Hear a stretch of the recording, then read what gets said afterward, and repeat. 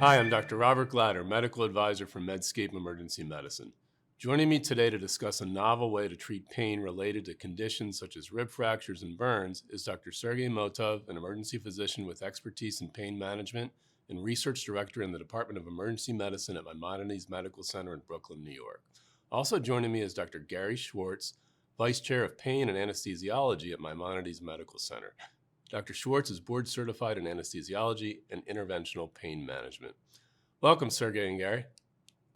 Thank you, Robert. Thank you, Robert. It's a pleasure to have you both.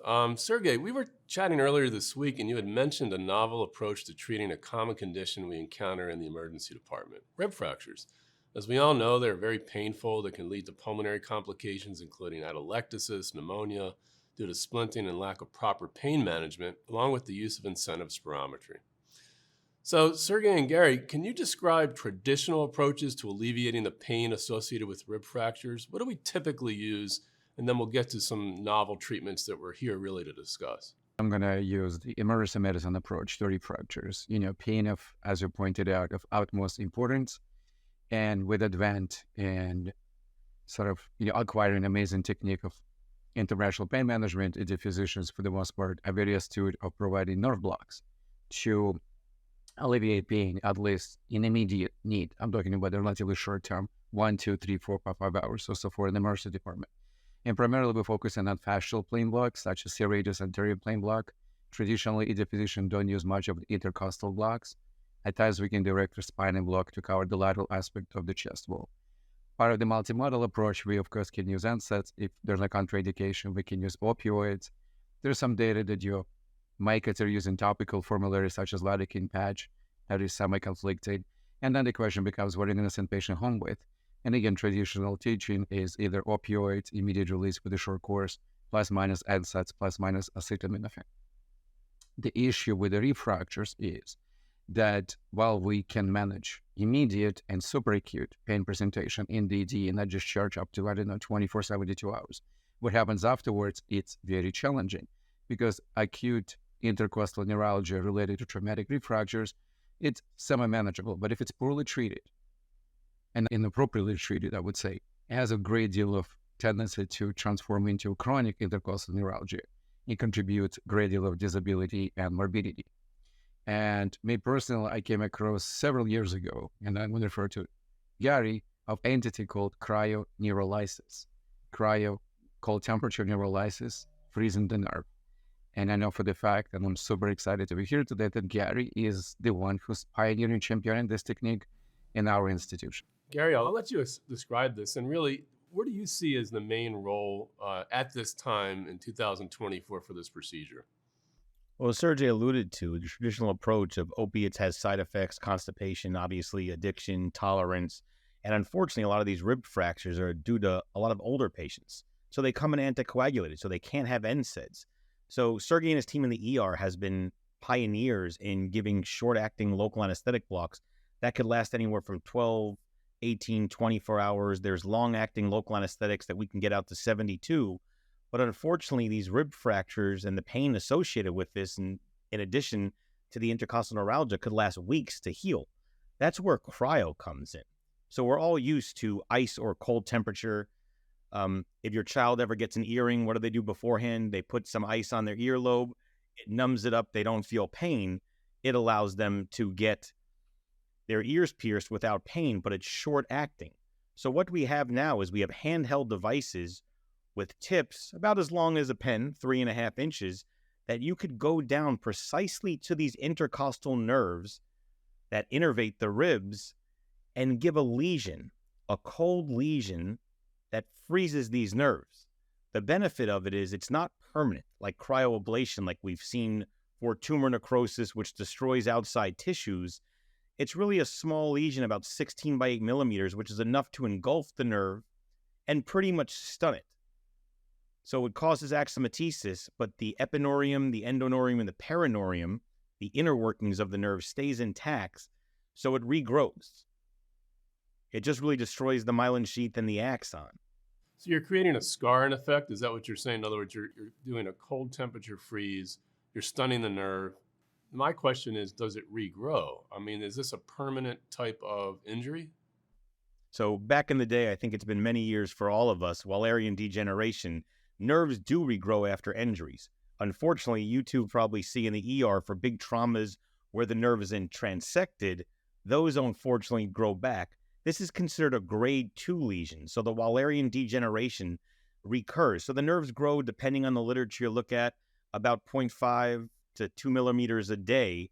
So this intervention gives us at least 3 months of relief for the patient, which is in the time frame where the rib fracture will heal, hopefully no damage to the nerve from the fracture, and they go on living their life without having to take opiates, without having to stop their anticoagulation. Because prior to this, when I was a pain fellow, we used to put epidurals in a lot of these patients. The problem with that is they can't go home, and if they're anticoagulated, you can't place it for the risk of a spinal hematoma. This is something we encounter daily, and certainly those patients who have more numerous rib fractures that have flailed chest, this could even be more devastating, those that get intubated. Do you see any role in terms of ventilator weaning using this technique specifically in the ICU setting? That's an interesting concept. So I'm not sure so much about ventilator weaning, but we've used this in the hospital for rib fractures from traumas where they had such severe fractures where they had to go to the OR for rib plating, where they did necessitate an epidural. And we've used this to transition to DC their epidural and transition them to get the patient home. I think that is part of the care, not only in the ER, but in the hospital as well.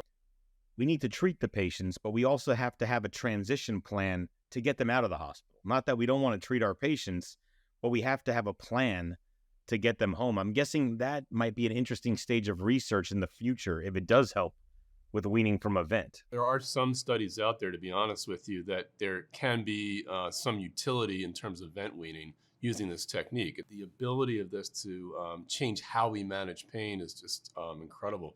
Sergey, in your opinion, do you feel that this is something that you could implement in your ED with your patients in the near future? Definitely. And I have personally been very big proponent of it. I'm the theoretist because I've covered a great deal of literature. And now having Gary and his team doing this in our institution, it's shame not to capitalize on it. And I'm slowly moving towards the fact to figure out the way, mutual collaborative effort to have Gary and his team helping my team and our colleagues to win them on board and maybe broaden the indication for pain management. Why I think it's very important, as Gary pointed out, geriatric traumatic pain injury of utmost importance in lieu of comorbidities and drug-drug interactions and an ability to do so. One thing I just want to bring it up, and Gary, please support me on it. The procedure itself is fascinating because it provides this long-term pain relief at the expense of reduced morbidity. I wouldn't say mortality, reduced morbidity. However, we need to be very conscious of the fact that this blockade, this ice ball freezing of the nerve, can be detrimental to motor nerves. And if your whole goal, your idea of faster recovery after postoperative neo-hip replacements, right, or any traumatic lower upper extremity surgery, knocking off motor nerve, it's not going to be beneficial. That's why I believe primary use for this type of technology and therapy would be using against sensory nerve. And that's why intercostal nerves for the rib fractures could be, and got to collaborate to it, burns are very big on it. And what I came across to it, lower upper extremity burns, let's say lower extremity, lateral cutaneous femoral nerve, even anterior cutaneous femoral nerve. These are the nerves you should be able to neuralize, will give a great deal of weeks, if not months of pain relief. And then based on additional predilection, what particular indication would be. I'm going to let Gary speak in a second, but I think maybe occipital headache with cervicalgia, occipital nerve block, right? It's a sensory block, can benefit from it. So slowly but surely, there's a slew of painful syndromes that cryoneurolysis might have a great deal of use in the emergency. Yeah, and so Gary, I'll let you expand upon additional uses that you see. And one thing you did mention to me in our chat earlier this week was post-mastectomy pain syndrome with the intercostal brachial nerve. And that's a very compelling area of interest, certainly for the number of women that go through mastectomies or lumpectomies and that have axillary dissection, certainly that have nerve injury. So I'll let you go take it from there. Yeah, so the post-mastectomy is one way you could use this device and this technology to attack painful syndromes. Post-mastectomy syndrome. Mastectomies are one of the most common surgeries performed in the United States, but I believe it's the top 3 for post-op chronic pain, which we don't normally think of. So it's that. There was a great study out by a team out in San Diego where they did intercostal brachial and intercostal nerve blocks on multiple nerves, and they decreased pain up to 3 months after the surgery and decreased opiates. As Sergey alluded to, it's approved for any peripheral nerve in the body. So we've used it in our pain office for occipital neuralgia. We've used it for post-herpetic neuralgia, chronic rib pain after fractures and surgery. Some of the most common uses actually is going for superficial sensory genicular nerves, the lateral femoral cutaneous nerve, the anterior femoral cutaneous nerve, the infrapatellar branch of the saphenous, so you could numb the skin preoperatively before a painful surgery, a total knee replacement, or as we like to call it, a total knee arthroplasty, to reduce opiates, improve function, decrease length of stay. So you could attack any sensory nerve. So we've utilized that already in our private practice. We're trying to transition into the hospital to have everyone who gets a knee arthroplasty have this technology to decrease opiates, improve function, and recover faster, which is quite interesting and motivating for me, because when I first started, we had a femoral catheter to block the motor femoral nerve or an epidural. Patients were in the hospital 3 to 5 days with the CPM machine, which is like a medieval torture device you might see in Mad Max, where you're kind of moving the patient's knee back and forth after surgery. And they were miserable taking PCAs, high-dose opiates, to now we're freezing these nerves beforehand, doing our nerve blocks in the operating room with long-acting local anesthetic, and they're going home same day with minimal or even no opiates sometimes. And you're getting up to 3 months of relief in that setting, doing it as you described? Yes, up to 3 months of relief, which is huge because most people or most patients recovering from a knee arthroplasty at about the 6 to 8 week mark, they have improved range of motion, they have their 110-degree flexion, they have their extension, and they're kind of getting back to their normal life. So you cover the whole post-operative rehab where they don't have to get recurring refills, they can participate in physical therapy. And I think, as you two both know, part of the recovery process is just be able to interact with family and friends without being sleepy, angry, and pain all day, so they can get back to their normal function. Now, in terms of this procedure, would there be any increase in DVT in any relationship to this by chance?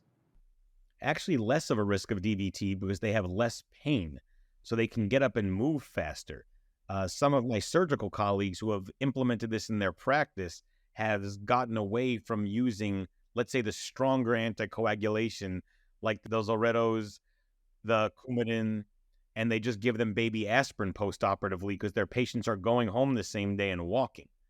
So it's actually probably safer for patients. There's no research out there yet to show that, but we all know the more you move and the more you're not lying around, the lower risk of having a DVT or a blood clot. And there are studies to show that there's no damage to blood vessels other than if you stick it with the needle, because the nitrogen gas in this that allows the ice ball to form does not get injected into the body.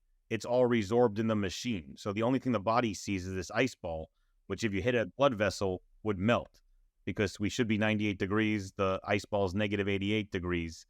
So there's no gas injected into the body either. So there's no risk of a gas embolism. Yeah, that's what I was going to ask you about air emboli, but you perfectly led right into that. Now, in terms of training requirements, currently, what do you envision as a way we can train residents and fellows to do this? Is this currently something being considered in curriculum? Yeah, so we are going to train our residents. First, I'm training the attendings. I think first, before you use this technology, you should have a basic understanding of ultrasound, how to use the device, the different settings, what are the risks for each procedure you're doing. Let's say, as Sergey alluded to, an intercostal nerve block, you could have a pneumothorax. So you have to be able to identify the rib, where the nerve should lie, the innermost intercostal muscle you could see on the newer ultrasounds, and where the pleural lies.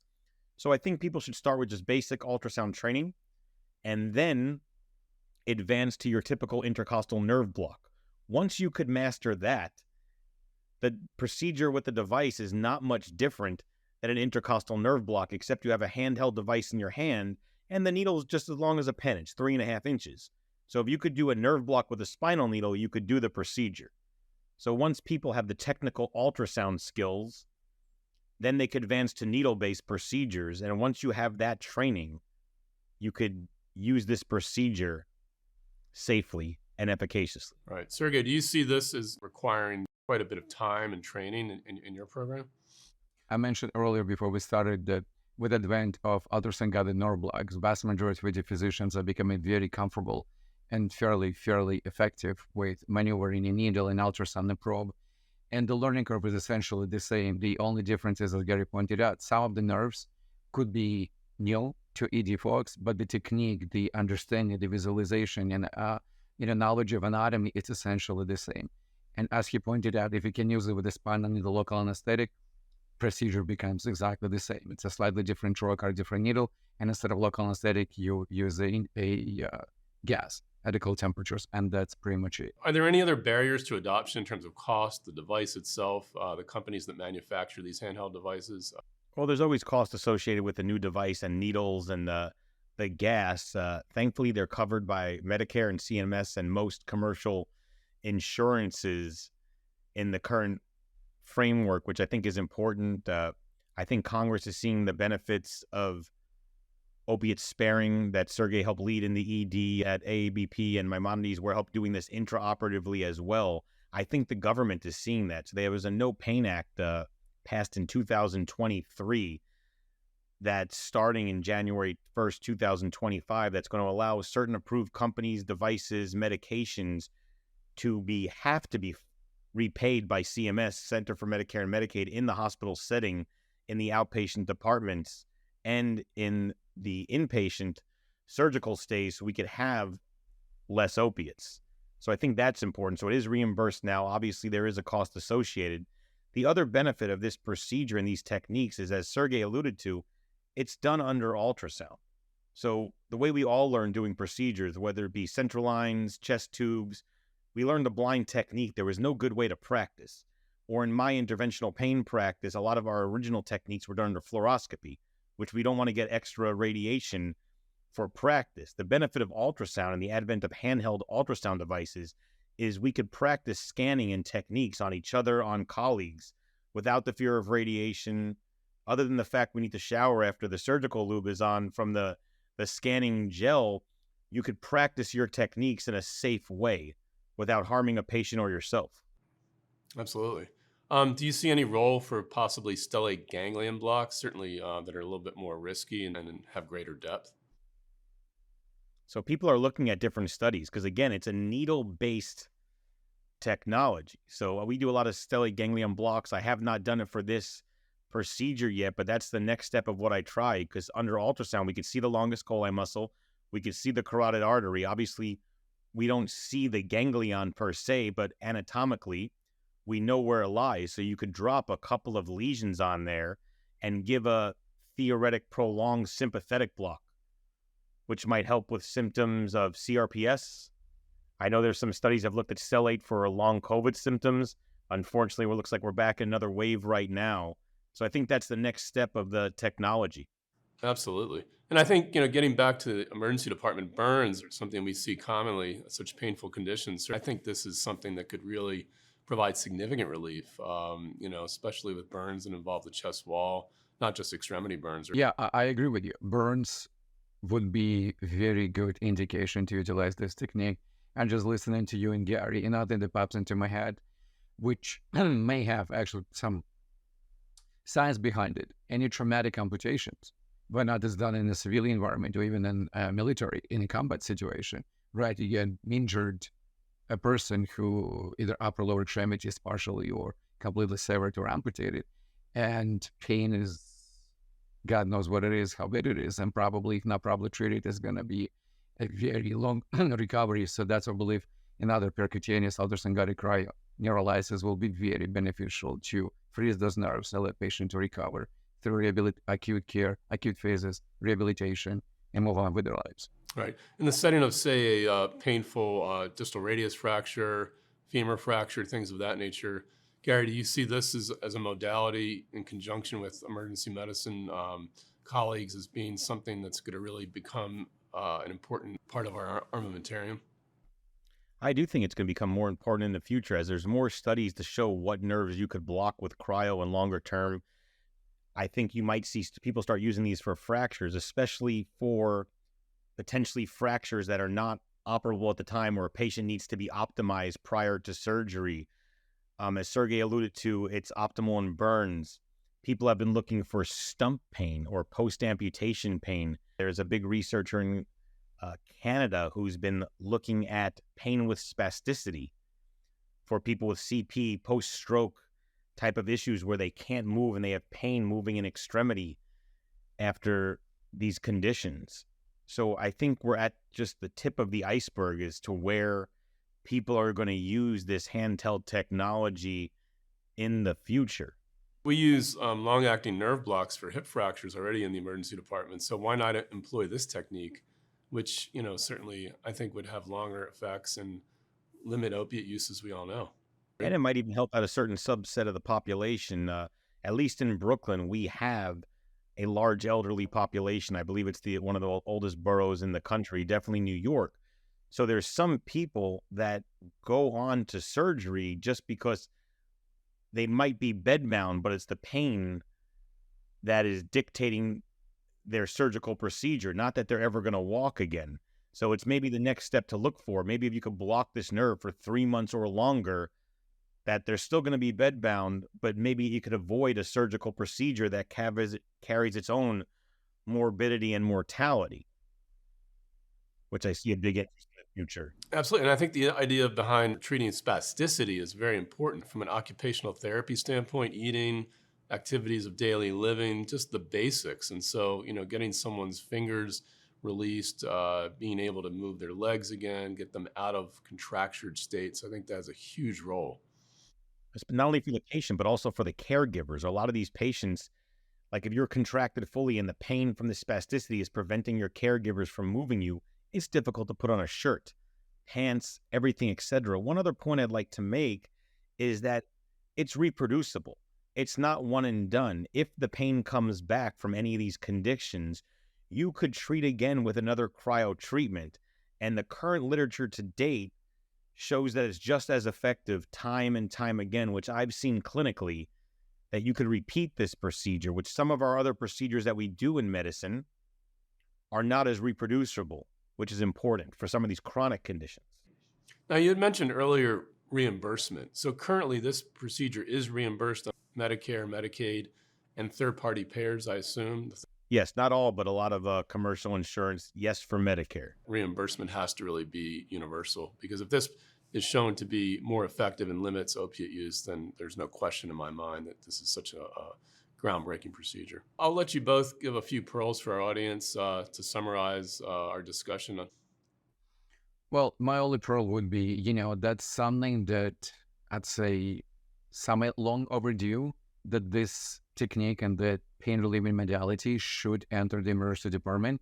And with the auspices and a beautiful collaborative effort between emergency department folks and interventional anesthesiologists, pain management specialists, collaborative training, collaborative goal of improving patients' pain throughout the entire journey during the healthcare system, that would be my only pearl. Just reach out to your colleagues and within respective institutions who do you believe have aptitude, knowledge, and expertise. Reach out, get trained, and start passing down the knowledge to your faculty and by virtue of extension to your fellow residents and colleagues. And Gary, I'll let you go. He took the words right out of my mouth.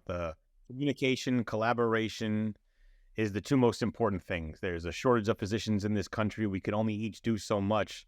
So we can each utilize, implement this technology to affect and help as many patients as possible, decrease the amount of opiates, help our patients, help our family members in our community live with decreased pain, improve their function, and just get back to their lives and keep on pushing the envelope of what's the next step in treatment. Again, like we went from giving opiates for this and that's it, maybe an epidural, maybe a 5 to 6 hour intercostal nerve block, to fascial plane blocks like Sergey said, to more advanced procedures, to now we can give months of relief. So I think just the communication, the collaboration, and just the camaraderie between our different specialties are important to push the envelope to help our patients. Absolutely. And that's so well put. I completely agree. I want to thank both of you for a very lively discussion, very informative. Your expertise is greatly appreciated and will certainly benefit our audience. Thank you both again.